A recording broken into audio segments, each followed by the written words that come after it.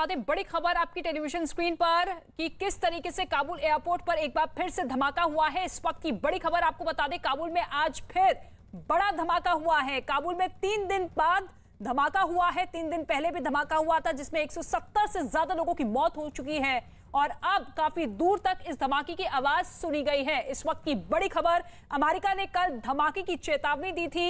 Inputs लगातार America को मिलते हुए नजर आ रहे थे और ऐसे में अब ये बड़ा धमाका हुआ है। इस वक्त की बड़ी खबर आपको बता दें, आज फिर धमाका हुआ काबुल में।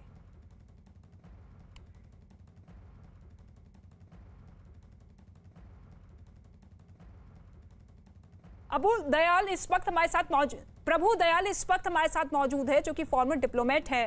प्रभु दयाल जी, सबसे पहले आपसे अपडेट जानना चाहेंगे इस धमाके के बारे में जो कि इस वक्त हुआ है। ऐसी जानकारी मिल रही है कि बड़ा धमाका हुआ है, आपके पास क्या कुछ जानकारी?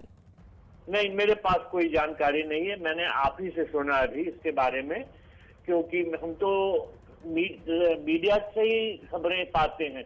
लेकिन मैं तो एक रिटायर्ड हूँ डिप्लोमेट, और मुझे रिटायर हुए 8 साल से ऊपर हो गए, 8.5 साल। तो मुझे तो आप ही लोगों से खबर मिलती है। मैंने इसके बारे में डायरेक्टली कोई नहीं सुना है। लेकिन काबुल में हालात जो हैं वो तो खराब हैं ही, और ये अंदाजा लगा जा रहा है कि अभी ये फिलहाल ये हालात ठीक नहीं होने वाले हैं।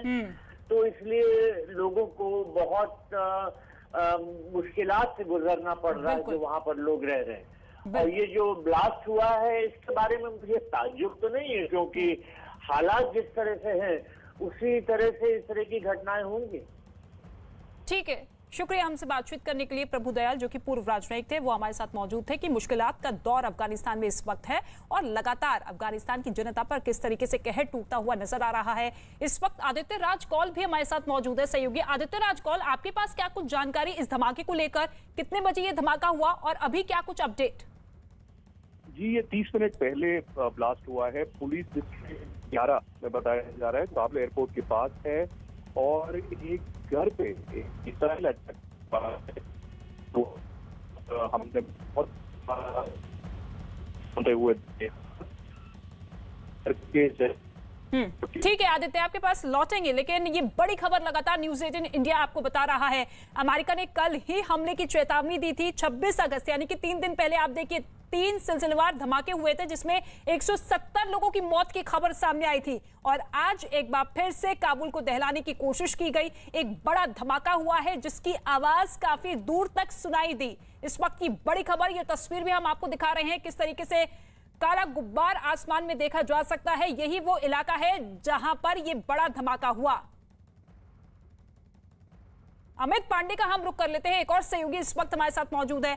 अमित, लगातार अफगानिस्तान में एक के बाद एक धमाके होते हुए नजर आ रहे हैं। 170 लोगों की 3 दिन पहले ही मौत हुई और अब एक बार फिर से काबुल को दहलाने की कोशिश। आपके पास क्या कुछ जानकारी इस बड़े धमाके को लेकर? देखिए, ये अब से थोड़ी देर पहले धमाके की जो आवाज है वो आसपास के लोगों को सुनाई दी है। काबुल एयरपोर्ट के आसपास का इलाका है और जो इमारतों से ऊपर धुआं उड़ता हुआ है वह लोगों को दिखाई दे रहा है। अभी फिलहाल प्राथमिक जानकारी के मुताबिक यह एक मीडियम इंटेंसिटी ब्लास्ट है, लेकिन इससे ये कहाँ रखा था, इससे कितना नुकसान हुआ है, अभी इसकी जो सूचना है वो आनी बाकी है। इससे पहले भी कल काबुल एयरपोर्ट के आसपास फायरिंग की घटना हुई थी और आज यह धमाका हुआ है। 4 दिन के भीतर 2 फायरिंग की घटना, 2 धमाके की घटना, ये दिखाता है कि क्या सुरक्षा व्यवस्था है यहाँ पर। फिलहाल अभी हमें इंतजार करना पड़ेगा इस धमाके की वजह से वहाँ पर कितना डैमेज हुआ है। बिल्कुल अमित, क्या किसी की जान के नुकसान की कोई खबर मिल पाई है?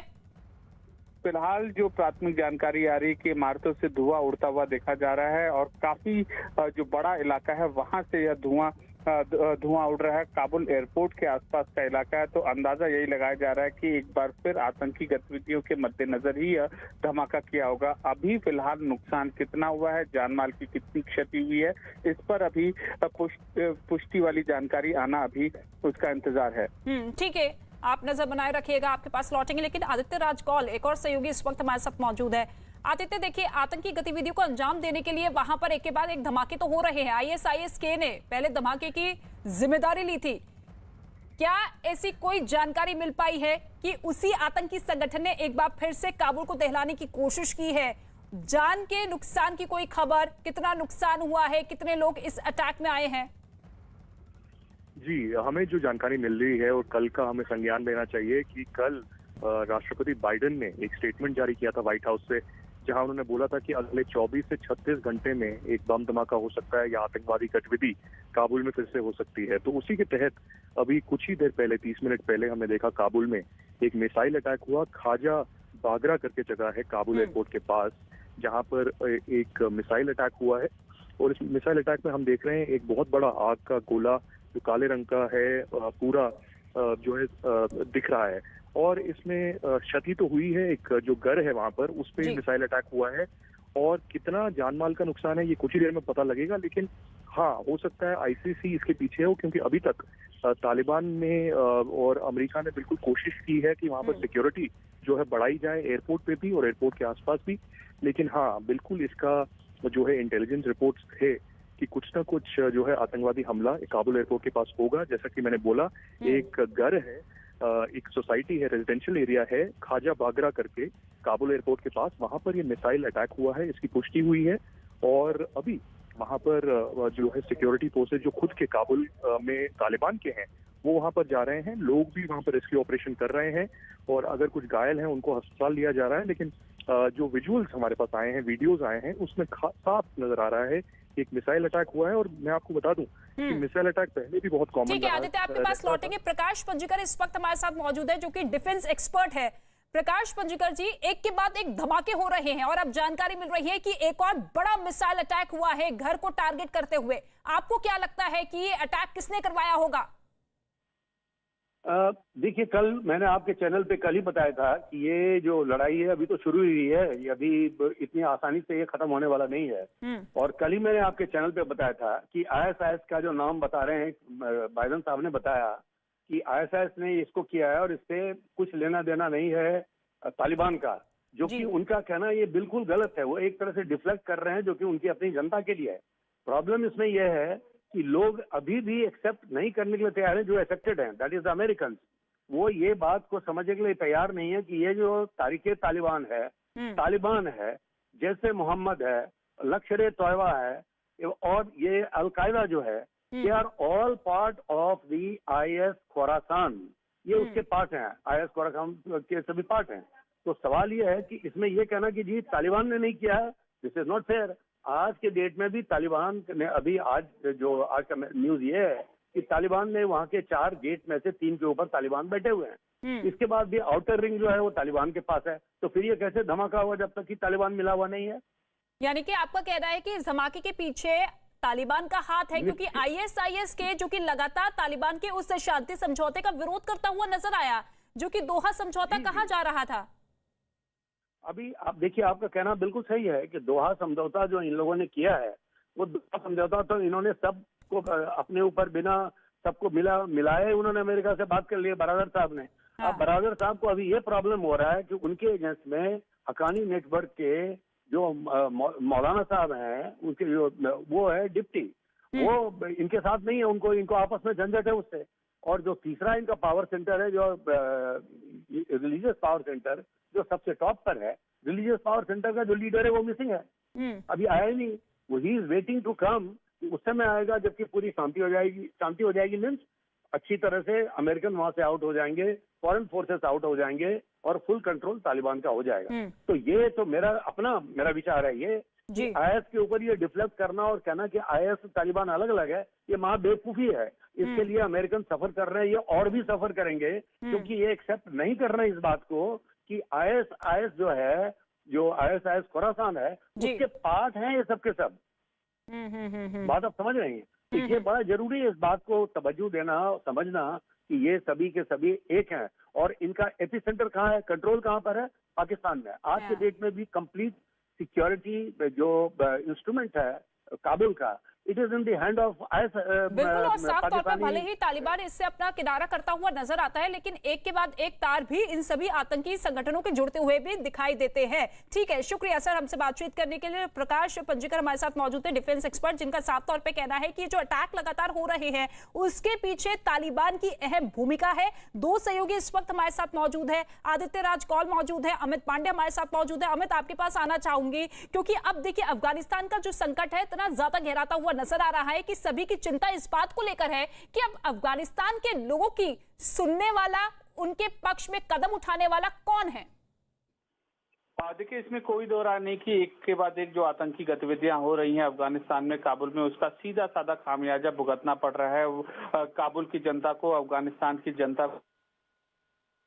जी, ये जो आतंकी पनप रहे हैं उनको रोकने के लिए क्या कदम उठाए जा रहे हैं, और इसका जवाब यही है कि अभी फिलहाल तालिबान जो नया प्रशासन जिसने टेक ओवर किया है, कोई भी ऐसा कदम उनकी ओर से उठाया जाता नहीं दिख रहा है जिस वजह से इन आतंकी गतिविधियों में काबू पाया जाए। जैसा आदित्य बता रहे थे कि एक ये इंटेलिजेंस अलर्ट था, और जब भी अलर्ट जारी होता है कि जो भी वहाँ सुरक्षा तंत्र और मौजूदा स्थानीय प्रशासन होता है उसकी जिम्मेदारी बनती है कि वो पुख्ता तरीके से कम कुछ अपनी ओर से एक्सरसाइज कैरी आउट करे। लेकिन यहाँ तो जितने भी अलर्ट जारी हो रहे हैं, कोई भी कुछ कह रहा है काबुल एयरपोर्ट के आसपास की सुरक्षा व्यवस्था को लेकर, वहां के प्रशासन की ओर से इसको रोकने के लिए कोई कदम उठाते हुए नहीं दिखाई दे रहे हैं। और इसी वजह से 4 दिन से लगातार हर दिन कभी फायरिंग हो रही है, कभी ब्लास्ट हो रही है, और अभी एक ये पिन पॉइंटेड हमला हुआ है।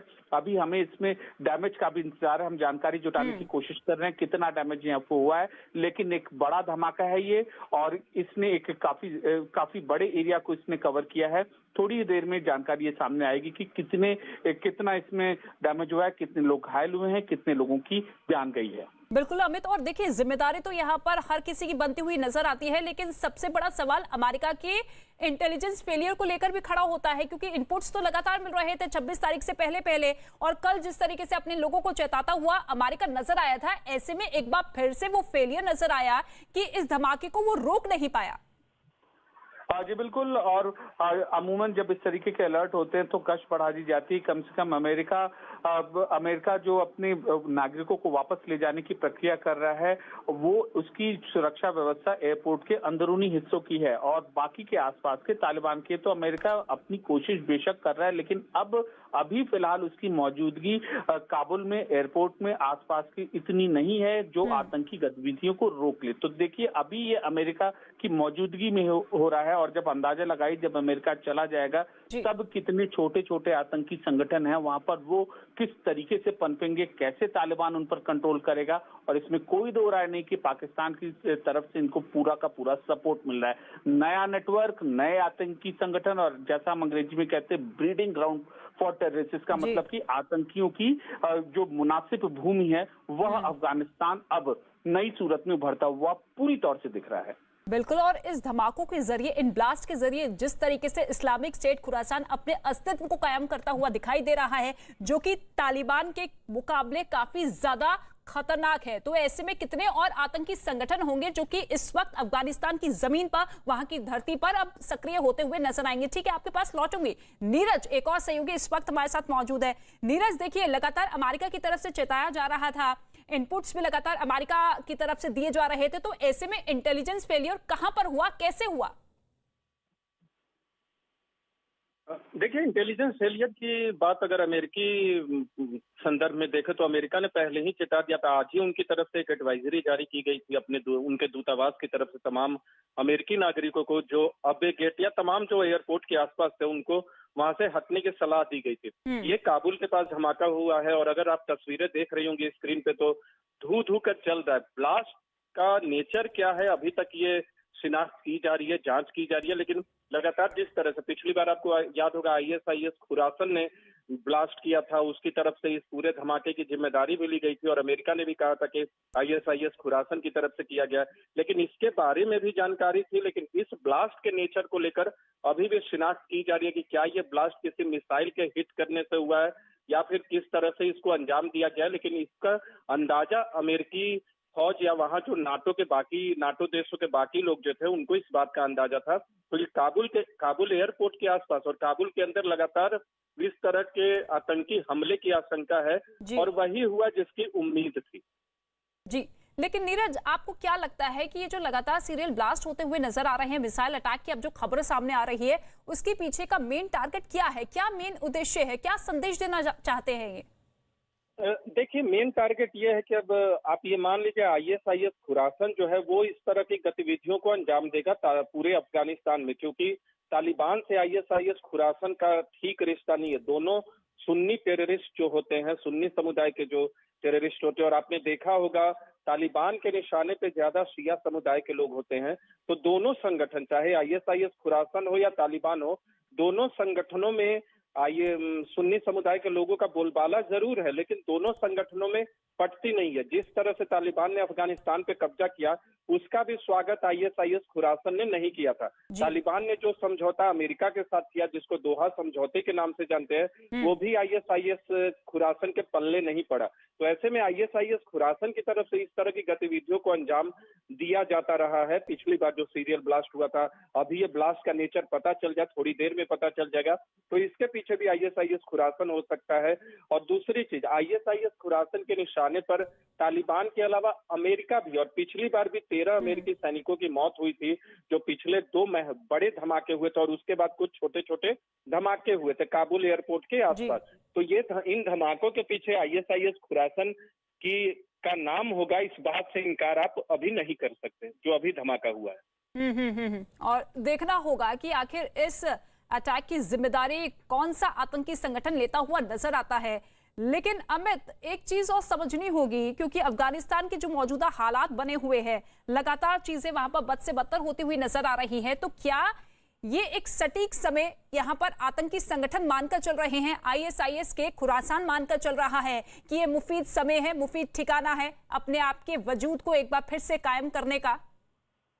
जी बिल्कुल, केवल ISIS खुरासान नहीं है बल्कि अन्य आतंकी संगठन है, वह भी अपनी ओर से सक्रिय हो रहे हैं। और इसीलिए आप देखिए कि सबसे पहले धमाका होता है, उसके बाद कौन धमाका करता है इसका पता नहीं चलता, आतंकी फरार हो जाते हैं। उसके बाद अगले दिन फायरिंग होती है, तीसरे दिन फिर फायरिंग होती है और चौथे दिन फिर धमाका होता है। तो इस अंदाजा लगाया जा सकता है कि कितने हौसले उनके बुलंद है आतंकियों के, और वहां पर अफगानिस्तान में, और किस तरीके से अपने नए नेटवर्क को वो खड़ा कर रहे हैं। तालिबान जो पहले चोरी छुपे उनकी मदद करता था, अब और अमेरिकी सैनिक अफगानिस्तान में मौजूद थे, इसके अलावा वहां की सरकार मौजूद थी जो इन आतंकियों पर कुछ हद तक रोक टोक का काम करती थी। लेकिन अब तालिबान खुद प्रशासक है वहां पर, तो रोक टोक का जो काम है वो तो आतंकियों पर हो ही नहीं रहा है। तो इसलिए जो उनके काडर इधर उधर चिपके पड़े हैं, अब उनको अफगानिस्तान में इन नई परिस्थितियों में जब कोई प्रशासक नहीं है, सुरक्षा व्यवस्था नहीं है, इंटेलिजेंस नेटवर्क नहीं है, अब उनको वापस से वो अपना नेटवर्क तैयार कर रहे हैं और इसका नतीजा है यह धमाके। फिलहाल जहां तक इस धमाके का जो सवाल है, इसमें अभी तक दूर तक धुआं उठता हुआ दिखाई दे रहा है और फिलहाल 3 से 4 बिल्डिंग से धुआं उठता हुआ दिखाई दे रहा है। मीडियम रेंज ब्लास्ट है ये, इसको छोटा ब्लास्ट नहीं कह सकते हैं, और इलाका वही है काबुल एयरपोर्ट के आसपास का। तो मतलब साफ है कि आतंकी अपना आतंकी स्टेटमेंट जाहिर करने के लिए इस घटना को उन्होंने अंजाम दिया है। अब डैमेज इसमें कितना हुआ है इसका अंदाजा अभी लगना बाकी है। अमूमन धमाकों के बाद ये देखा जाता है कि जो भीड़ होती है वह एयरपोर्ट के आसपास से वो हट जाती है या फिर धमाके की वालों की जगह से हट जाती है। लेकिन यहाँ तो उल्टा हो रहा है, यहाँ जब धमाका हुआ, धमाके के तुरंत बाद कुछ ही देर बाद वापस इतनी ज्यादा भीड़ हो गई और इस भीड़ को नियंत्रित करने के लिए कोई पुख्ता कदम नहीं उठाए गए। तो यह ये आतंकी संगठन जो वहाँ पर मौजूद है, अराजक तत्व वहाँ पर मौजूद है, वह ये सब देख रहे हैं। ये उनके लिए तो ये एक मुनासिब टारगेट है और इसी वजह से ये बार बार ऐसी घटना हो रही है। चाहे US हो, चाहे भारत की एजेंसियां हो, चाहे अन्य एजेंसियां, उन सब ने स्थिति का आकलन कर अलर्ट जारी किया था और आने वाले दिनों में भी ऐसे हमलों की संभावना है। अभी फिलहाल इंतजार है कि इन धमाकों की वजह से कितना डैमेज हुआ है। बिल्कुल ठीक है, आपके पास लौटेंगे अमित, लेकिन लगातार न्यूज़ 18 पर ये एक्सक्लूसिव तस्वीरें आप देखिए। यही वो इलाका है जहां से आप काले धुएं का गुब्बार उठता हुआ देख रहे हैं। यही वो घर है जिस पर ये मिसाइल अटैक किया गया और देखिए कितना हाई इंटेंसिटी वाला ये अटैक था कि पूरा आसमान जो है काले धुएं के गुब्बार में रंगता हुआ नजर आया। और ऐसे में सवाल यही है कि आखिर क्यों लगातार इस तरीके के धमाके वहां पर हो रहे हैं, और ये जो काबुल एयरपोर्ट के पास का इलाका है उसे ही पूरी तरीके से टारगेट किया गया, क्योंकि कोशिश यही है कि जो हजारों की तादाद में लोग काबुल एयरपोर्ट पर पहुंच रहे हैं इस उम्मीद के साथ कि वो दूसरे देश में जा सकते हैं, उन्हें एयरलिफ्ट किया जा सकता है। तो ऐसे में डर और खौफ का माहौल पैदा करने की कोशिश है यहाँ पर। इस्लामिक स्टेट खुरासान यानी कि ISIS के, जिसने पिछले अटैक की जिम्मेदारी ली थी, जो 3 धमाके हुए थे जिसमें 170 लोगों की मौत हुई थी, हजारों की तादाद में लोग जख्मी हुए थे, उसने उस हमले की जिम्मेदारी ली थी। और ऐसे में लगातार अमेरिका भी ये लगातार इनपुट्स देता हुआ नजर आया कि देखिए एक बार फिर से धमाका हो सकता है, और वो धमाका हुआ। काबुल एयरपोर्ट के पास ही ये धमाका हुआ, जिसकी तस्वीरें आप देख रहे हैं। हालांकि तमाम सहयोगी हमारे साथ मौजूद हैं और जानकारी जुटाने की कोशिश भी की जा रही है कि कितनी जान को नुकसान पहुंचा है, यानी कि कितना डैमेज हुआ है, और क्या किसी संगठन ने अभी तक इसकी जिम्मेदारी ली है। इसके बारे में भी जानकारी आप तक पहुंचाएंगे, लेकिन फिलहाल आप तस्वीरें देखिए किस तरीके से अफरा तफरी का माहौल वहां पर मचा, लोगों में किस तरीके से भय और खौफ का माहौल था। लोग डरे सहमे हैं क्योंकि उन्हें भी नहीं पता कि कब उनकी जान को खतरा हो जाए। इस वक्त 3 सहयोगी लगातार हमारे साथ मौजूद है। अमित मौजूद है, नीरज मौजूद है, आदित्य मौजूद है। नीरज के पास जाना चाहेंगे। नीरज, आपके पास कोई अपडेट मिल पाया है इस धमाके को लेकर? क्योंकि देखिए मकसद तो केवल एक ही है कि लोगों के साथ साथ अंतर्राष्ट्रीय स्तर पर एक बड़ा मैसेज दिया जाए कि देखिए ISIS के आज भी उतना ही खतरनाक है और सबसे बड़ा आतंकी संगठन है। देखिए, एक इनिशियल रिपोर्ट्स आ रही है वहां के हवाले से, जो अफगानिस्तान को कवर करने वाली मीडिया है वहां के हवाले से खबर आ रही है कि एक रॉकेट था जो जिसने हिट किया है हाउस को, और उसके बाद ये बड़ा धमाका हुआ है। वो रॉकेट क्या पहले से क्या कोई दुर्घटना थी या फिर किसी ने हमला किया है? ISIS खुरासन का जो हमले का स्टाइल है उसमें रॉकेट का वो इस्तेमाल नहीं करते। छिटपुट घटनाओं को अगर छोड़ दे तो क्या इस घटना में उन्होंने रॉकेट का इस्तेमाल किया है? और इससे पहले आपको याद होगा शनिवार को ही जो बाइडेन अमेरिकी राष्ट्रपति ने इस बात की आशंका जताई थी कि धमाका हो सकता है। धमाके का नेचर क्या होगा? जहां तक बात इस धमाके के बाद की है, जो कि रॉकेट से माना जा रहा है कि रॉकेट ने हिट किया है, उसमें कितने लोगों की मौत हुई है, कितने लोग घायल हुए हैं, इंटेंसिटी क्या थी, इस बात का अंदाजा नहीं लग पाया है। और दूसरी तरफ आपको एक बात बता दे, जो लोग अभी न्यूज 18 इंडिया देख रहे हैं उनको बताना चाहूंगा कि इसी संदर्भ में तालिबान में जो धमाके हुए उसके बाद P5 यानी परमानेंट मेंबर जो है सिक्योरिटी काउंसिल के, अमेरिका, रूस, चीन, फ्रांस और ब्रिटेन, उनकी कल बैठक होने वाली है। और आने वाले वक्त में तालिबान को लेकर या अफगानिस्तान में क्या इनकी स्ट्रैटेजी होगी, क्योंकि संयुक्त राष्ट्र एक महत्वपूर्ण संगठन है। हालांकि उसकी भूमिका ऐसे मसलों पर बहुत प्रभावी नहीं रही है, लेकिन अब जबकि अफगानिस्तान तालिबान के हवाले है, तब संयुक्त राष्ट्र जैसे संगठन की भूमिका भी बढ़ जाएगी, क्योंकि अब अमेरिका वहां मौजूद नहीं है। और इस तरह के धमाके होते रहेंगे, जहां ISIS के एक तरफ है, तालिबान दूसरी तरफ है, तो ISIS तालिबान को डीएस्टेबलाइज करने की भी कोशिश जरूर करेगा। और अमेरिकी अनुपस्थिति में ये बहुत मुश्किल होगा तालिबान के लिए भी कि ISIS के को रोका जाए। तो इस धमाके की अब तक जहां तक बात है, थोड़ा सा डिटेल के लिए हमें कुछ मिनटों का और इंतजार करना होगा, लेकिन जो रिपोर्ट्स आई है उसमें अब तक ये पुष्टि नहीं हो पाई है कि कितने लोगों की अब तक मौत हुई है। पिछले बार आपको याद होगा 2 जो बड़े धमाके हुए थे और उसके बाद कुछ छोटे छोटे धमाके हुए, तो उसमें आपने भी जिक्र किया कि 170 लोगों की मौत हुई थी, जिसमें 13 अमेरिकी फौज के थे। ठीक है नीरज, लेकिन अमित आप देखिए रिहायशी इलाके को टारगेट करते हुए ये रॉकेट से हमला किया जाना, और दूसरी ही तरफ हमने देखा था कि धमाके हुए थे 26 तारीख को। तो ऐसे में क्या मैसेज देने की कोशिश की जा रही है? क्या आम लोगों को यह दिखाने की कोशिश की जा रही है कि देखिए अगर आपने तालिबान या फिर ISIS के बात नहीं मानी, उनके खिलाफ गए, तो अंजाम यही होगा, यही अंजाम आपको भुगतना पड़ेगा? देखिए मैसेज एकदम साफ है कि आप अब आतंकी यही दिखाना चाहते हैं कि वो सक्रिय है वहां पर अफगानिस्तान के इलाके में बदली हुई परिस्थिति में वह सक्रिय है और वह किसी भी तरीके की घटनाओं को अंजाम देने की का मादा रखते हैं और इसमें वह किसी को भी टारगेट बना सकते हैं। और लगातार 4 दिन में 4 आतंकी हमलों का होना कोई ये एक छोटी मोटी बात नहीं है, ये दिखाता है कि कितना मजबूत वहां उनका नेटवर्क अप हो चुका है, बदली हुई परिस्थितियों में कितना मजबूत आतंकी अपने आप को कर रहे हैं। और इससे अन्य जो आतंकी संगठन है, अभी तो ISIS खुरासान, इसके अलावा जो अन्य तालिबान इसके इससे संबंधित अन्य संगठन है वो सक्रिय हो रहा है। आने वाले दिनों में हम देखेंगे तहरीक-ए-तालिबान, इसके अलावा भारत से जुड़े आतंकी संगठन है वह भी इन परिस्थितियों की वजह से सक्रिय होते हुए दिखेंगे। तो फिलहाल अभी एक ये मीडियम रेंज और इनके खिलाफ किस तरीके से मुंहतोड़ जवाब दिया जाएगा, कौन जवाब देता है, ये भी देखना होगा। ठीक है अमित पांडे, आपके पास लौटेंगे, शुक्रिया इस फिलहाल जानकारी के लिए। लेकिन इस वक्त दिनेश नायन इस वक्त हमारे साथ मौजूद है जो कि डिफेंस एक्सपर्ट है। सर, अफगानिस्तान की स्थिति से तो आप रूबरू होंगे, लेकिन जिस तरीके से अटैक लगातार हो रहे हैं, पहले बम धमाके हुए, अब मिसाइल अटैक किया गया है रिहायशी इलाके को टारगेट करते हुए, क्या मैसेज देने की कोशिश की जा रही है और आपको लगता है कि आईएसके की ही ये एक और बड़ा अटैक उनकी तरफ से किया गया है? देखिए, आईएसके यानी इस्लामिक स्टेट ऑफ खुरासन और तालिबान के बीच की ये जंग जो है ये दिन पर दिन आपको बढ़ती हुई दिखाई देगी। कारण ये है कि इस्लामिक स्टेट ऑफ खुरासन चाहता है कि यहाँ पे खलीफा वो अपना बिठाए, लेकिन बीच में अमेरिका से बात करके तालिबान बहुत अनएक्सपेक्टेड तरीके से अफगानिस्तान पे काबिज हो चुका है। दूसरा मेरा मानना ये है कि आप तुर्की का रोल इसमें जरा मेन देखिएगा। अगर आप देखें सीरिया के अंदर इडलिब जो शहर है वो तुर्की के बिल्कुल बॉर्डर पे है, जिसको एक अलकायदा का एक गुट उस इडलिब शहर के ऊपर आज भी अपना वर्चस्व लेकर के बैठा हुआ है और वहां पे राज कर रहा है। लेकिन 7 से 10 के करीब वहां कैंप चल रहे हैं, बड़े बड़े कैंप, और उन कैंप में कौन है? ISIS, Islamic state of Iraq and Syria. उनको मदद कौन कर रहा है? पूरा सपोर्ट कौन दे रहा है? तुर्की। प्रेसिडेंट अर्दोगन की क्या इच्छा है? वो चाहते हैं खुद खलीफा बनना।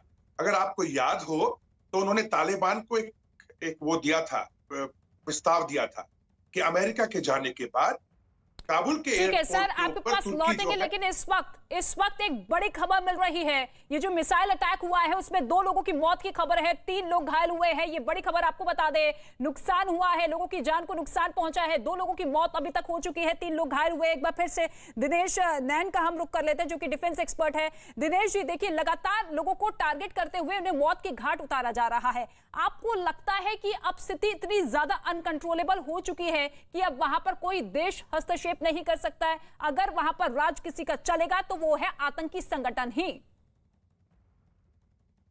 देखिए, मैं ये कहना चाहूंगा आपसे, आप सुन सकते हैं मुझे? बिल्कुल बिल्कुल, आपकी आवाज आ रही है, कहिए अपनी बात। जी, मैं ये कहना चाहूंगा आपसे कि जो अभी हालात वहां पे बनते जा रहे हैं ये बिगड़ेंगे। आप ये मत सोचिए कि इनमें कोई सुधार होने वाला है। चाहे इस्लामिक स्टेट ऑफ खुरासन के ऊपर अमेरिका अटैक करे या ना करे, उससे कोई फर्क नहीं पड़ने वाला, क्योंकि देखिए इसमें गेम बहुत बड़ा है। अभी अर्दोगन साहब जो है 16 तारीख को अचानक से 600 सैनिक तुर्की के कहां चले गए थे, तो 26 अगस्त को जाके डिक्लेयर किया कि सब इराक में आ गए हैं। अब ऐसा क्या कूटनीति खेला गया तालिबान के साथ कि तालिबान ने उनको कहा कि काबुल एयरपोर्ट का पूरा अमेरिका के जाने के बाद सिक्योरिटी कंट्रोल तो तालिबान करेगा, लेकिन इसका टेक्निकल कंट्रोल इराक करेगा। आप समझिएगा, इराक ही है इराक नहीं, तुर्की है जो मेरे हिसाब से अर्दोगन जो है ये पूरा गेम खेल रहा है। आईसिस उसके इशारे पे काम कर रहा है। आप तुर्की को जिम्मेदार मानते हुए नजर आ रहे हैं। इस वक्त जी.जे. सिंह हमारे साथ मौजूद है जो कि डिफेंस एक्सपर्ट है। सर, आपको क्या लगता है ये आतंकी हमले जो लगातार होते हुए नजर आ रहे हैं, लोगों को टारगेट करते हुए उन्हें मौत के घाट उतारा जा रहा है, आखिर क्या सोच है? क्यों इस तरीके से लोगों को कत्लेआम उनका किया जा रहा है, उन्हें उनकी जान ली जा रही है? आपको लगता है कि अब आतंकी संगठन पूरी तरीके से अपने पैर पसार चुके हैं, क्योंकि वहां पर राज अगर किसी का चलेगा तो वो है तालिबान या फिर इस्लामिक स्टेट खुरासान? देखिए, ये जो अटैक हुआ है ये एक, मैं समझता हूं कि विशियस साइकिल शुरू हो चुका है अफगानिस्तान के अंदर, क्योंकि पहले जब हमला किया Taliban, ISIS, Islamic state Khurasan ने अपने एयरपोर्ट के ऊपर, तो उसके बदले के अंदर अमेरिका ने ड्रोन अटैक किया और उसके अंदर 2 उनके जो मेन फैसिलिटेटर, जहां उनके प्लानर थे, वो मारे गए। इसके मरने के साथ फिर वो मैदान में उतरे, उन्होंने उसका बदला लेने के लिए दोबारा ये हमला किया है। और ये हमला जो किया गया है, ये हम देख रहे हैं कि एक उनका जो मिसाइल था, जो रॉकेट था, वो रेजिडेंशियल एरिया के ऊपर गिरा है जी। इससे बिल्कुल साफ पता लगता है कि उनके पास इतने प्रिसीजन गाइडेड इक्विपमेंट नहीं है, मिसाइल सिस्टम्स नहीं है। जो ये गिरा है रेजिडेंशियल एरिया के ऊपर, ये उनका एक जिसे कहते हैं टारगेट को मिस किया है। उनका टारगेट जो था वो था एयरपोर्ट के ऊपर, जहां पे अमेरिकन फोर्सेस बैठी हुई हैं, जहां पे वो आज उनका सेकंड आई थिंक परसों तक वो चले जाएंगे। उनका एवैक्यूएशन का जो प्रोग्राम है, जहां पे वो इकट्ठे हुए हैं, उनके ऊपर मारने का था कि उनको मैक्सिमम कैजुअल्टी उनकी की जाए, मगर वो कर नहीं पाए क्योंकि उनके पास वैसा जो मिसाइल होती है वो नहीं थी। लेकिन सर, तो मेरा सवाल अब भारत के संदर्भ को लेकर होगा, क्योंकि वेट एंड वॉच की पॉलिसी इस वक्त भारत सरकार अपना रही है। आपको लगता है कि अभी भी इसी स्टैंड पर कायम रहना चाहिए भारत को?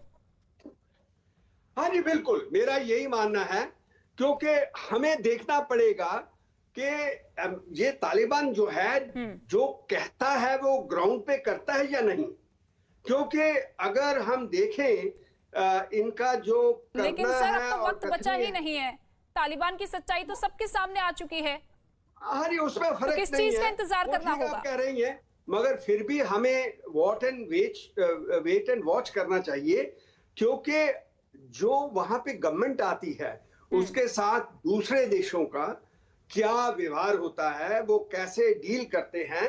क्योंकि अभी ये एक पॉलिटिकल रियलिटी बन चुकी है दुनिया के अंदर, जिसके थ्रू हमें अभी नेविगेट करना पड़ेगा। ये एक ऐसी बात बन गई है कि पॉलिटिकली नेविगेट करने के लिए हमें देखना पड़ेगा कि दूसरा Russia, Afghanistan, Russia, China, America, European countries, बिल्कुल, यानी कि अभी बहुत सी ऐसी परिस्थितियों को भारत को देखना होगा, नजर बनानी होगी। दिनेश नयन जी, आपसे मेरा सवाल ये है, क्योंकि अब देखिए अशरफ गनी के वापस आने की खबरें भी सामने आ रही है कि वो वापस आ सकते हैं, तो ऐसे में वेट एंड वॉच की पॉलिसी ही भारत सरकार को अपनानी चाहिए या फिर किसी तरीके का कोई एक्शन होना चाहिए? क्योंकि अभी तक भारतीय नागरिकों को उनको इवैक्यूएट करने के लिए प्रोसेस तो लगातार जारी है, लेकिन अब फिलहाल ये प्रोसेस धीमा होता हुआ नजर आ रहा है। तो ऐसे में भारत का स्टैंड इस वक्त क्या कुछ होना चाहिए? देखिए रितिका, ये बहुत बिल्कुल क्लियर नजर आ रही है कि आज का तालिबान के साथ में अमेरिका का रुख जो है वो काफी नरम है, वो पहले जैसा नहीं है। हो सकता है कि दोहा के अंदर जो मीटिंग हुई थी और जिसमें एक एंट्रीम गवर्नमेंट फॉर्म करने के बारे में रखा गया था बात, जो कि तालिबान ने उस टाइम पे मानी भी थी, मुल्ला ब्रदर ने, तो अब जो सिचुएशंस बनती जा रही हैं ग्राउंड के ऊपर, पंजशीर के ऊपर जो है तजिक खिलाफ हो रहे हैं, उज़्बेक खिलाफ हो रहे हैं, हजारा कम्युनिटी पे तालिबान के कुछ लड़ाकों ने आउटर एरियाज में काफी जुल्म किए, वो खिलाफ हो रहे हैं। उसके बाद पश्तून रह गए ये लोग, तो अब इनका कैसे गठजोड़ बने? तो शायद जैसे कि पहले से ही हमीद करजाई और अब्दुल्ला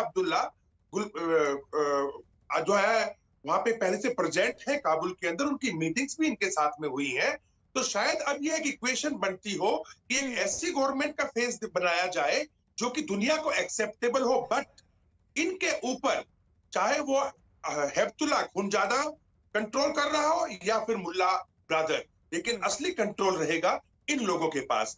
अब इस सिचुएशन के अंदर आईसिस को ये पसंद नहीं आ रहा, इस्लामिक स्टेट ऑफ खुरासन को, बिकॉज वो चाहते थे कि वो कब्जा करे। अब उनके पास जो भी हथियार उनके हाथ में आ गए, रॉकेट सिस्टम्स हो या ड्रोन्स हो, अब देखिए इतनी टेक्निक तो उनके पास, टेक्निकल लोग तो उनके पास है नहीं, जैसे कि अभी आपको बता रहे थे। तो उन्होंने एम किया होगा, क्योंकि 2/3 एयरपोर्ट के ऊपर अभी तालिबान को सिक्योरिटी कंट्रोल अमेरिका ने दे दिया है आज सवेरे तक। सिर्फ एक कॉर्नर के अंदर जहां पे अमेरिकन के जो सोल्जर्स हैं वो घट के करीब 400 के करीब रह गए हैं, वो भी धीरे धीरे बाहर जा रहे हैं।